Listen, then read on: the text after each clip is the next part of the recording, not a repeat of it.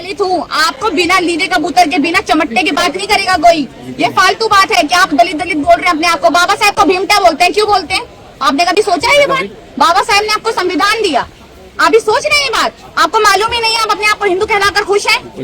बाबा साहब को गाली बकते हैं, लोगों की मूर्तियां तोड़ देते हैं, क्यों? क्योंकि वो सिर्फ दलित थे, इसकी वजह से। अगर वो एक ब्राह्मण होते ना तो उनके पैरों में पड़े होते ये लोग। तो समझिए, अपने आप को हिंदू कहने पहले से सोचिए कि दलितों के साथ क्या क्या हो रहा है। हिंदू कहलाने से हम बड़े नहीं हो जाएंगे, समझे?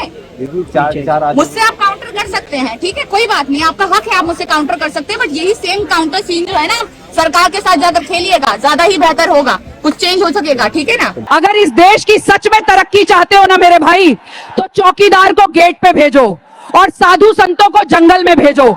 महोदय, अंध भक्तों को पागल खाने और पढ़े लिखे को संसद में। अगर इस देश की सच में तरक्की चाहते हो ना मेरे भाई, तो चौकीदार को गेट पे भेजो और साधु संतों को जंगल।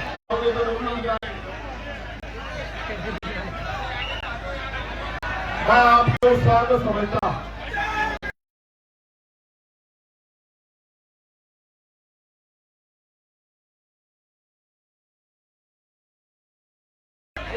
ये जो शख्स हमारे बीच है,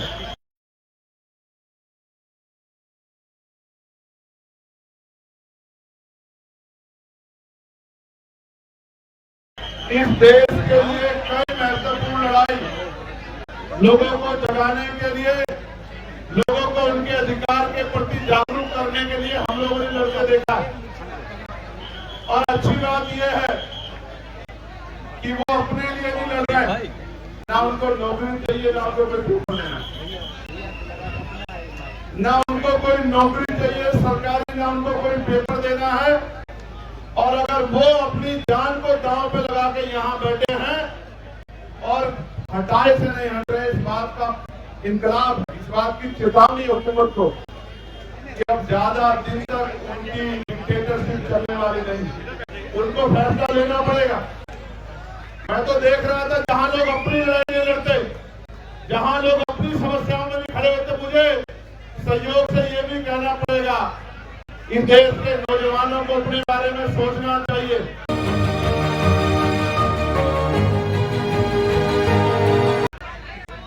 सोचना चाहिए उन्हें अपने बारे में। आज वो इसलिए घर से बड़े पैमाने पे नहीं निकल पा रहे हैं क्योंकि घर के लोगों को आप लोग इसमें बैठ जाएंगे तो किसी मुसीबत का सामना करना पड़ सकता है। अगर आप अपनी लड़ाई अपने आप नहीं लड़ोगे तो आपकी लड़ाई कौन लड़ेगा? मैं पूरे धन्यवाद देता हूँ इस मंच को, वो हमारी बहनें, हमारे भाई जो बैठे हैं भूख हड़ताल पे, अनशन पे, जो डटे हुए हैं बारिश में, तूफान में, गर्मी में, सर्दी में। और मैं खुद आंदोलनकारी, मैं जानता हूं कि जब कोई आंदोलन करने निकलता है तो उसको कितनी तरह का सामना करना पड़ता है, उसमें सवाल खड़े किए जाते हैं, उसकी नैतिकता को गिराने के लिए प्रयास किए जाते हैं, उस पर आरोप लगाए जाते हैं कि इनको फंड कहां से मिल रहा है, इनको। प्यारे साथियों, मैं तो खुद एनएसए में रहा 16 महीने के लिए जेल में और निर्दोष होते हुए रहा।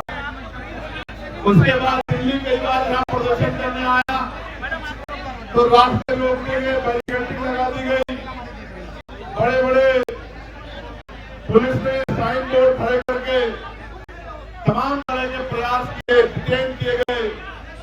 लेकिन जब कोई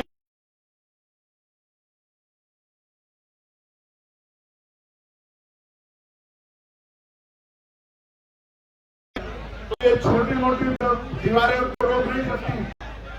तो कई बार संघर्ष करने के बाद और जब इससे भी काम नहीं चला तो गोली भी खानी पड़ी। लेकिन मैं जिम्मेदारी से कह सकता हूँ, ये मुल्क हमारा, ये देश हमारा, हमारे देश के नागरिक हैं। इस देश के हर एक नौजवान की जिम्मेदारी, हमने लोकसभा में शपथ ली है संविधान की कि हम अंतिम व्यक्ति के अधिकारों की लड़ाई लड़ेंगे। मेरी और सबकी जिम्मेदारी बनती है कि वो इस प्रोटेस्ट में साथ करें। आप महसूस करके देखो, देश की हर मां चाहती है कि चंद्रशेखर आजाद और भगत सिंह पैदा हो, लेकिन हो पड़ोसी के हाथ स्वागत। और मैं फिर कह रहा ये देश आंदोलन से बना है, ये देश आंदोलन से आगे बढ़ा है। इस देश में आंदोलन से अंग्रेजों के पैर उखाड़ते थे और ऐसे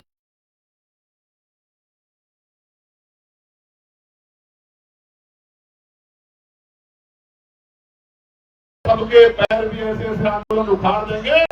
और मैंने देखा इस तरपाल के लिए पैर पकड़ने पड़े भाई, इस तरपाल के लिए पैर पकड़ने पड़े।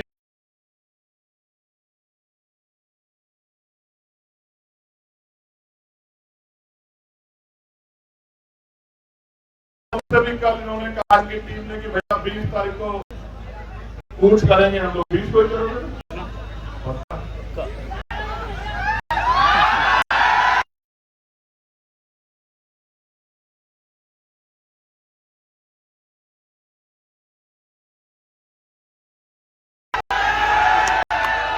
मैं 20 तारीख को जाता, मेरा भरोसा करो, मैं 20 तारीख को आता। मैं किसी को कहा भी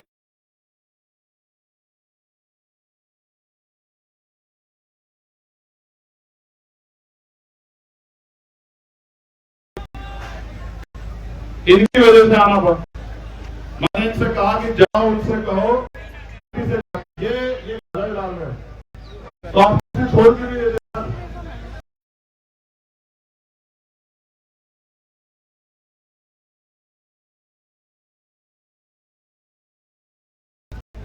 सवाल ये है, सरकार अगर 3 किलोमीटर की बात नहीं सुन रही है तो क्या 300 किलोमीटर की बात सुन सकती है? सरकार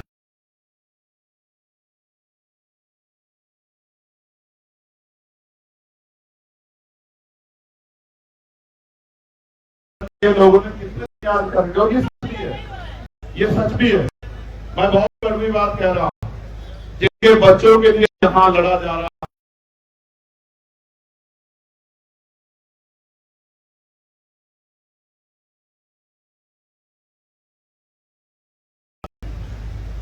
पैसे वाले लोग पेपर लीक कराएंगे, जिनके पावर स्ट्रक्चर से जुड़े हुए लोग हैं उनको पेपर पहुंच जाएगा, तो किसको नुकसान?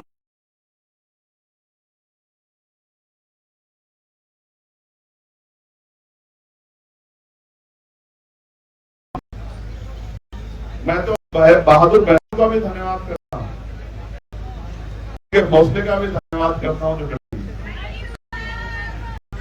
जहां नौजवान घर में बैठ के रील देख रहा है, वहां मेरी बहादुर बहनें आंदोलन करने में 20 तारीख को आओगे नहीं आओगे?